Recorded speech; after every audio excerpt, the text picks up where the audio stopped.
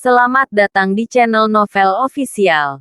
Sebelum mendengarkan novel, kekuatan Harvey York untuk bangkit. Jangan lupa like, share, dan subscribe. Kalau tidak kusentil jantung kalian hehehehe. Tanpa lama-lama lagi langsung saja kita masuk di alur cerita novelnya. Bab 5606. Kamu siapa? Mayu Monroe mengusap wajahnya yang merah dan bengkak. Melambai untuk menghentikan beberapa pria masuk setelan yang akan maju. Wajahnya penuh ketegasan. Biar begini. Tidak ada yang berani menyentuhku di luar tembok besar. Kamu adalah yang pertama dan satu-satunya sejauh ini. Meskipun aku ingin menginjakmu sampai mati. Itu mudah. Tapi aku harus tahu siapa kamu. Jadi aku bisa menyiapkan batu nisan untukmu. Kan? Jelas. Mayu Monroe luar biasa. Meski sombong. Tapi dia jelas bukan orang bodoh. Dia tahu betul bahwa dalam keadaan seperti itu, mereka yang berani memiliki waktu sulit dengan dia pasti akan memiliki kartu truf. Atau neropati. Tapi tidak peduli bagaimana Harvey York melihatnya. Dia berpikiran jernih. Tidak sakit jiwa. Untuk mencegah tendangan pada pelat besi. Yang terbaik adalah memahami terlebih dahulu latar belakang jaringan Harvey York sebelum memulai. Mata Derek Holmes berbinar saat itu. Seolah-olah dia telah menemukan peluang. Dia berguling dan merangkak berlutut di depan Mayu Monroe dan berkata dengan keras. Mayu Monroe, saya tahu dia. Namanya Harvey York. Dari Jinling. Dia tidak memiliki koneksi atau latar belakang di luar tembok besar kita. Jika bukan karena Sarah Asghari, dia tidak akan memenuhi syarat untuk muncul di sini sama sekali. Setelah dia selesai berbicara, Derek Holmes menunjuk hidung Harvey York dengan ekspresi berkaki anjing. York, apakah kamu tahu siapa Mayu Monroe?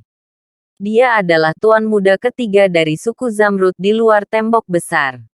Itu suku Emerald, cucu yang paling dicintai dari pemimpin Mario Monroe. Jika kamu memprovokasi dia, kamu memprovokasi seluruh suku Emerald, dan kamu sendiri sedang mencari kematian. Aku memberitahumu, cepatlah berlutut dan bersujud untuk mengakui kesalahanmu. Kamu tidak boleh melibatkan kami orang-orang yang tidak bersalah. Kami tidak akan bersarang denganmu, ular dan tikus. Pada saat ini, Derek Holmes tidak memiliki kesetiaan sama sekali. Tetapi demi bisa mundur, dia tidak peduli. Sarah Asghari dan yang lainnya memiliki ekspresi yang rumit. Lingkaran mereka secara naluriah menolak Harvey York. Jadi mereka tidak ingin melihatnya menjadi pusat perhatian sama sekali. Tapi saat ini, dia berharap Harvey York bisa menyelamatkannya. Dataran Tengah. Mendengar ini, Mayu Monroe sangat marah pada saat ini. Bajingan. Dia adalah salah satu putra dan putri paling terkenal di luar tembok besar. Itu selalu bisa berjalan ke samping. Apakah ditampar wajahnya oleh Central Plainsman hari ini? Dan tidak peduli bagaimana pihak lain melihatnya. Mereka semua berwajah putih. Semua ini hanya dapat ditoleransi. Apa yang tak tertahankan? Pada saat ini, Mayu Monroe menyeringai. Menatap Harvey York. Dan berkata dengan dingin. Bajingan. Apakah Anda tahu siapa yang telah Anda provokasi? Apakah Anda tahu berapa biayanya? Dan ketika mereka mendengar kata-katanya, sekelompok pengikut juga memutar leher mereka dan mendekat. Mencoba membunuh Harvey York kapan saja. Annelise Galaga dan para wanita lainnya melihat pemandangan ini dengan ekspresi lucu di wajah mereka. Mereka semua ingin tahu bagaimana anak ini akan berakhir. Tamparan. Harvey York tampak acuh tak acuh. Melangkah maju dan menamparkan lagi. Ayo, katakan padaku, siapa yang aku provokasi? Berapa harga yang harus saya bayar? Tubuh Mayu Monroe bergetar, dan dia terhuyung mundur 2 langkah dengan ekspresi terkejut di wajahnya. Adapun yang lain, mereka semua tidak percaya. Mengapa pria dataran tengah ini begitu arogan? Sebenarnya berulang kali memukul wajah Mayu Monroe lagi dan lagi. Apakah itu benar-benar sudah terdaftar di Istana Neraka? Siap turun ke bawah kapan saja. Bab 5607. Mayu Monroe. Ini benar-benar pertama kalinya kita bertemu anak ini. Kita sama sekali tidak mengenal satu sama lain. Ya. Kami sama sekali tidak ada hubungannya dengan dia. Melihat bahwa Harvey York benar-benar memberi Mayu Monroe 2 tamparan. Derek Holmes dan yang hadir semua takut untuk buang air kecil. Mereka takut bahwa mereka akan terlibat. Dan pada saat ini, mereka dengan cepat menjauhkan diri dari Harvey York. Ya, kamu bajingan. Lakukan apa yang kamu inginkan. Anneliese Galaga berbicara dengan cepat pada saat ini. Kodok pria ini ingin makan daging angsa. Mayu Monroe. Kamu bisa melakukan apapun yang kamu mau dengannya. Bahkan Blair Liapman, yang telah dipukuli sampai ke tanah, merangkak menjauh dari Harvey York dengan gemetar pada saat ini. Tampaknya karena takut jika keadaan terus berkembang. Harvey York akan terbunuh dan dirinya sendiri terpengaruh. Jelas, orang-orang ini telah berada di lingkaran kelas atas di luar tembok besar. Dan orang-orang ini sangat jelas bahwa bagi putra dan putri, wajah jauh lebih penting daripada kehidupan 10.000 kali. Tindakan amodal yang bermarga York itu tak hanya membuat ruang negosiasi kedua pihak menjadi kosong. Yang paling penting adalah itu membuat Mayu Monroe keluar dari kemarahan. Sederhananya, mencari kematian tidak seperti itu, kan? Mati saja. Mengapa membuang waktu seperti itu? Saat ini, Mayu Monroe, yang menyentuh wajahnya, tidak terburu-buru, tetapi menatap Harvey York dengan ekspresi dingin. Jelas. Dia ingin melihat bagaimana Harvey York dan rekan-rekan seperjalanannya mengungkapkan pendapat mereka. Hanya ketika para sahabat ingin membunuh Harvey York barulah Harvey York dapat menyadari secara mendalam apa artinya membunuh dan menghukum. Memikirkan hal ini, Mayu Monroe meletakkan jarinya, menunjuk Sarah Asghari dan Evangeline Floyd, dan berkata dengan enteng, "Aku tidak tahu apa hubungan kalian berdua dengan sampah ini. Tapi selama aku meninggalkannya sekarang, aku tidak akan memindahkanmu tentu saja. Jika kamu tidak pergi, tidak apa-apa. Hanya saja pada saat itu, siapapun yang datang, akan kehilangan muka." Mendengar kata-kata Mayu Monroe, Sarah Asghari mau tak mau menggigit bibir tipisnya. Lalu perlahan berkata, "Mayu Monroe, aku dari klan serigala di luar tembok besar, dari keluarga Asghari." Sebelum dia bisa menyelesaikan kata-katanya, Mayu Monroe sudah menyela dan berkata dengan ringan, "Aku tidak peduli apakah kamu berasal dari keluarga Xiao atau keluarga Asghari. Jika kamu tidak pergi sekarang, tidak ada gunanya bagi siapapun untuk datang ini." Sarah Asghari sangat terjerat untuk sementara waktu. Dia ingin pergi. Tetapi ingat bahwa Harvey York dipanggil oleh ayahnya.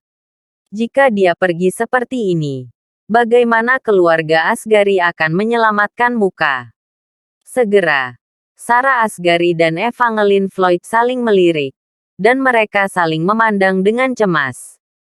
Harvey York tidak peduli dengan Mayu Monroe, tetapi memandang kedua wanita ini dengan penuh minat. Dia ingin melihat pilihan apa yang akan dibuat kedua wanita ini pada akhirnya. "Evangeline Floyd, kamu pergi dulu. Lagi pula aku dari keluarga Asghari. Dia tidak berani memperlakukanku seperti itu." Sarah Asghari menggigit bibirnya saat ini. Saat berbicara, dia tanpa sadar berdiri di depan Harvey York. Meskipun dia sangat kesal dengan Harvey York, kehormatan keluarga Asghari tidak mengizinkannya pergi seperti ini. Evangeline Floyd berkata perlahan setelah ekspresinya berubah. "Jika kamu tidak pergi, aku juga tidak akan pergi. Harvey York baru saja melindungi kita. Sayang sekali jika pergi seperti ini. Tetapi ketika dia berbicara, suara Evangeline Floyd masih bergetar. Tapi ini normal. Ini hanya seorang siswa. Kapan Anda pernah melihat adegan sebesar itu? Melihat Sarah Asghari dan Evangeline Floyd yang ingin hidup dan mati bersama Harvey York, Derek Holmes dan yang lainnya semua meratapi kemalangan dan membuat marah mereka. Hal ini terus berlanjut. Saya khawatir bukan hanya Sarah Asghari dan Evangeline Floyd, tetapi yang lain bahkan tidak ingin pergi. Bab 5608. Harvey York. Cepatlah berlutut dan bersujud untuk mengakui kesalahanmu. Apakah kamu benar-benar ingin menunggu sampai semuanya tidak bisa berakhir sebelum menerima nasihat? Derek Holmes memiliki ekspresi pahit di wajahnya. Tetapi dia tidak khawatir tentang Harvey York. Tapi dia takut kedua gadis cantik sekolah itu akan terlibat. Lagi pula, dia sudah lama tertarik pada dua bunga sekolah besar ini. Tetapi dia tidak pernah memulai. Itu benar, Harvey York. Kamu tidak benar-benar menginginkan Sarah Asghari dan Evangeline Floyd untuk dikubur bersamamu. Jika kamu tidak berlutut saat ini, kapan kamu menunggu? Lupakan kami mohon. Jangan pura-pura memaksa. Oke. Sekelompok besar siswa sedang bekerja keras. Tetapi sayang sekali Harvey York belum pernah mendengarnya. Dia hanya melambaikan tangannya dan meletakkan Sarah Asghari dan Evangeline Floyd di belakangnya. Lalu menyipitkan mata ke Mayu Monroe. Dan berkata dengan ringan, "Saya telah melihat banyak pangeran dalam hidup saya. Tetapi mereka tidak terlalu sedikit. Dan hal-hal sepertimu benar-benar bukan apa-apa di dalamnya. Kamu 1000 kali lebih kuat darimu. Dan aku tidak bisa bangun ketika aku menginjak tanah. Menurutmu, apa nilaimu? Jika aku ingin menginjakmu, bisakah kamu menanggung konsekuensi seperti itu?" Harvey York mengatakannya dengan enteng. Tentu saja. Ketika Derek Holmes dan yang lainnya mendengar kata-kata itu, mereka semua gemetar karena marah. Terlalu megah. Benar-benar terlalu megah. Belum pernah ada orang yang begitu kuat di luar tembok besar. Sarah Asghari dan Evangeline Floyd juga melihat punggung Harvey York tanpa sadar. Meskipun Harvey York sedang berdiri di depan mereka saat ini, seperti bukit, dia merasa cukup aman. Tapi masalahnya, tahun ini, mulut telanjang tidak ada gunanya. Tanpa kemampuan untuk menghancurkan Mayu Monroe. Dan mengatakan hal seperti itu. Tidak ada manfaat lain selain membuat diri sendiri mati lebih cepat. Mayu Monroe tersenyum. Tapi senyumnya lebih dingin daripada bercanda. Dia mengulurkan tangan kanannya. Menamparkan jarinya. Dan berkata dengan ringan, "Ayo. Bersihkan lapangan." Mengikuti perintahnya, dia melihat lebih dari selusin pria berjas keluar segera, dan mengeluarkan Derek Holmes dan yang lainnya. Lagi pula, menurut konvensi, mereka tidak memenuhi syarat untuk melihat apa yang terjadi berikutnya, dan untuk hal seperti itu, tidak perlu lagi saksi. Melihat mereka bisa pergi, Derek Holmes dan yang lainnya menghela nafas. Tanpa diduga, Harvey York, bajingan ini, berpura-pura begitu agresif. Dan dia akan baik-baik saja pada akhirnya. Tapi yang bermarga York selesai. Dan diperkirakan mereka akan dibuang ke tengah Sungai Kuning besok. Ketika pergi, Anneliese Galaga berkata dengan keras, "Harvey York, tidak apa-apa jika kamu mencari kematian sendiri. Sekarang itu membunuh dua gadis cantik sekolah kita.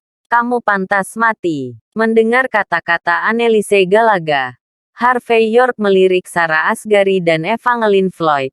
Dan berkata dengan ringan, "Kalian berdua juga harus pergi." Sarah Asghari dan Evangeline Floyd sama-sama tercengang. Sedikit luar biasa. Sarah Asghari. Meskipun kamu dan aku memiliki ciuman bayi, itu tidak sampai pada titik di mana kamu dan aku akan hidup dan mati bersama. Adapun Evangeline Floyd, Kita berdua baru bertemu hari ini. Jangan rusak masa mudamu yang baik karena aku. Lagi pula, kalian sedang keluar. Mungkin aku akan baik-baik saja, kan? Ngomong-ngomong, lebih baik menyingkirkan beberapa daripada mati di sini bersama. Mendengar kata-kata Harvey York, Sarah Asghari dan Evangeline Floyd, yang awalnya takut, berjalan keluar dengan bergandengan tangan. Melihat adegan ini, Mayu Monroe tidak menghentikannya, tetapi memandang Harvey York dari atas ke bawah, mengulurkan ibu jarinya, dan berkata, "Wah, kamu punya benih." Harvey York tidak berbicara, tetapi duduk dan menuangkan segelas air soda untuk dirinya sendiri. Bab 5609. Ada keheningan di seluruh kotak raja. Selain Harvey York, hanya ada Mayu Monroe dan kelompoknya. Pria dan wanita ini melihat Harvey York dari atas ke bawah saat ini, dengan sedikit keceriaan dan sedikit senyum di mata mereka. Di luar tembok besar, pada level mereka, tidak ada yang berani memprovokasi mereka pada hari kerja. Membosankan untuk menginjak seseorang entah dari mana. Seorang pemuda tertegun seperti Harvey York yang menabraknya. Dan dia adalah penduduk asli Central Plains. Benar-benar tidak memiliki tekanan untuk menginjaknya. Nak, minumlah lebih banyak jika kamu mau. Lagi pula, setelah meminumnya, kamu mungkin tidak akan pernah memiliki kesempatan untuk meminumnya lagi. Salah satu bawahan Mayu Monroe. Dia tidak tahu di mana menemukan senjata api revolver saat ini. Dia mengeluarkan 5 peluru timah di dalamnya. Hanya, satu kiri. Dan kemudian memutar kemudi dengan tangan kanannya. Dan kemudian melemparkan senjata api di Harvey York. Di atas meja kopi marmer di depannya. Jelas. Mereka akan bermain roulette Rusia dengan Harvey York berikutnya. Pria kecil. Saya dengan hormat menyarankan Anda. Tidak ada orang luar di sekitar sekarang. Berlutut dan memohon belas kasihan. Dan kemudian berteriak kepada kakek. Mungkin itu akan baik-baik saja. Jika kamu terus berbicara keras, kamu mungkin bahkan tidak tahu bagaimana cara mati. Seperti kata pepatah, lebih baik mati daripada hidup. Kamu tidak mengerti kebenaran ini, kan? Astrid dan gadis-gadis cantik lainnya memandang Harvey York dengan merendahkan saat ini. Dengan pandangan jijik di mata mereka. Lagi pula, mereka merasa bahwa pria sejati harus bisa membungkuk dan meregang. Sekarang mereka semua jatuh ke tujuan ini. Dan mereka akan dibunuh kapan saja. Apakah kamu masih di sini? Apakah masuk akal? Adapun Harvey York, siapa yang lebih baik dari Mayu Monroe? Dalam kognisi mereka, ini tidak mungkin. Lagi pula, orang-orang yang lebih kuat daripada mereka yang berasal dari Uni Soviet adalah orang-orang berperingkat teratas di luar tembok besar. Dan di sini, tidak ada kata Harvey York. Berlutut dan memohon belas kasihan. Harvey York meletakkan cangkir di tangannya dan tersenyum sedikit. Tolong bujuk Mayu Monroe dengan baik. Selama dia berlutut dan memohon belas kasihan, aku bisa mempertimbangkan untuk membiarkannya pergi. Mendengar kata-kata Harvey York, semua orang yang hadir tertawa marah. Mengemas. Dandani kali ini, apakah sudah selesai? Tidakkah kamu tahu bahwa kamu telah berpura-pura disambar petir sejak zaman kuno? Mau aku berlutut? Mayu Monroe menjatuhkan cerutu di tangannya. Dengan santai mengambil pistol revolver di atas meja kopi dengan bagian atas marmer. Dan menggerakkan moncongnya untuk membidik tangan kiri Harvey York. Wah, jangan coba-coba melawan. Dan jangan coba-coba kabur. Revolver ini menembakkan 6 tembakan. Tapi hanya 1 tembakan. Aku menarik pelatuknya 5 kali. Dan jika kamu bisa lolos, aku akan melepaskanmu. Jika Anda tertembak, maaf, Anda sendiri yang merangkak ke rumah sakit. Berani bermain. Setelah berbicara, Mayu Monroe sesekali memutar kemudi beberapa kali. Seolah-olah dia adalah seorang penembak jitu. Dan Astrid dan gadis-gadis lain melihat pemandangan ini dengan kekaguman dan kekaguman di wajah mereka. Hanya dapat dikatakan bahwa Mayu Monroe benar-benar terlalu agung. Di tahun ini, siapa lagi yang bisa begitu agung? Segera, Mayu Monroe menghentikan tangannya, perlahan membuka asuransi, dan kemudian menatap Harvey York dengan senyum setengah tersenyum. Tembakan pertama. Mana yang Anda pilih? Tangan kiri atau kanan? Mendengar ini, semua orang tertawa terbahak-bahak. Mayu Monroe tidak hanya ingin membunuh, tetapi juga untuk menghukum. Semua orang ingin melihat bagaimana bajingan ini memilih. Harvey York hendak mengatakan sesuatu ketika teleponnya tiba-tiba bergetar hebat. Harvey York mengerutkan kening, mengeluarkan teleponnya dan meliriknya, dan melihat nomor yang tidak dikenal di sana. Bab 5610. Harvey York mengabaikan Mayu Monroe di depannya, dan menjawab telepon sendiri. Halo, apakah ini Master York? Saya Black Panther, dan saya telah tiba di gerbang komunitas Anda. Di sisi lain telepon, suara hormat datang. Jelas, Black Panther tidak berani bersikap tidak hormat kepada pria hebat yang bisa menyelamatkan orang tuanya ini. Aku tidak ada di komunitas. Harvey York berkata ringan. Sebentar lagi selesai. Panter hitam di seberangnya tertegun sejenak. Lalu melanjutkan. Di mana Anda? Tuan York, bisakah saya menjemput Anda? Harvey York tiba-tiba teringat sesuatu. Melirik Mayu Monroe yang sedang bermain dengan revolver, dan memandang Mayu Monroe yang sedang menelepon, dan berkata dengan ringan, saya di Jiangnan di luar tembok besar, dan saya mengalami sedikit masalah. Aku akan pergi setelah aku menyelesaikannya. Di luar tembok besar Jiangnan. Sedikit masalah. Black Panther tertegun sejenak, dan dengan cepat terus berbicara. Saya tidak tahu masalah apa itu. Tetapi lelaki tua itu menginstruksikan bahwa di 3/3 akre di luar tembok besar. Bisnis Anda adalah bisnis keluarga Monroe kami. Selama kamu berbicara, aku akan menyelesaikannya untukmu. Harvey York berkata dengan setengah tersenyum. Tidak, saya berada di King's Box di Jiangnan di luar tembok besar. Dan saya bertemu dengan seorang pria bernama Mayu Monroe yang ingin bermain roulette Rusia dengan saya. Aku akan pergi setelah aku selesai bermain dengannya.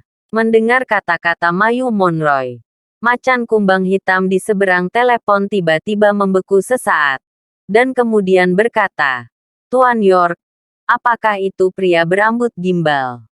Harvey York memandang Mayu Monroe dari atas ke bawah dan berkata, Anda kenal dia. Aku akan sampai di sana dalam 5 menit. Dan aku akan memberimu penjelasan tentang ini. Sambil berbicara, Black Panther langsung menutup telepon.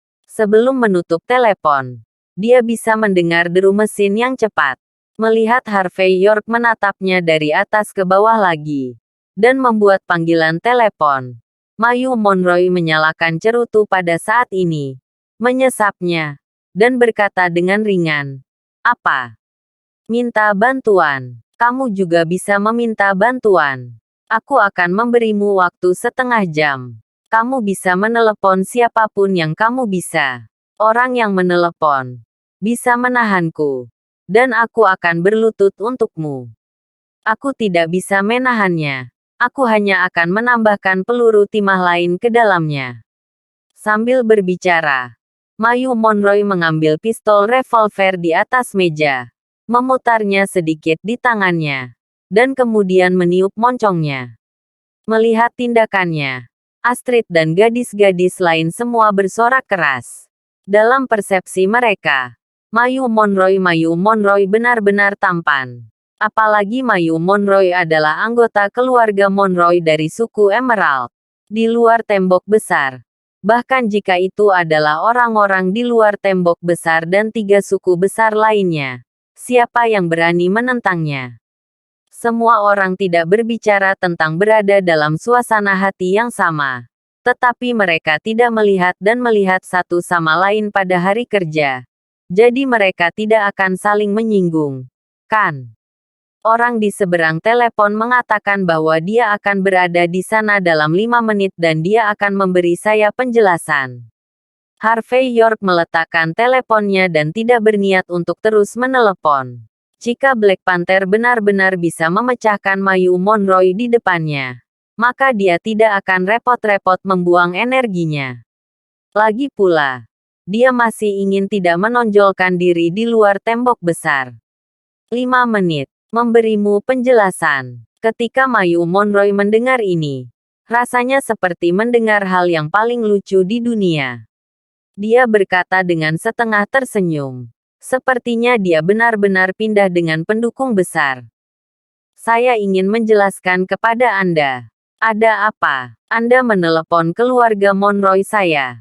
Tapi di keluarga Monroe, hanya ada 2 atau 3 orang yang bisa membiarkanku memberi muka.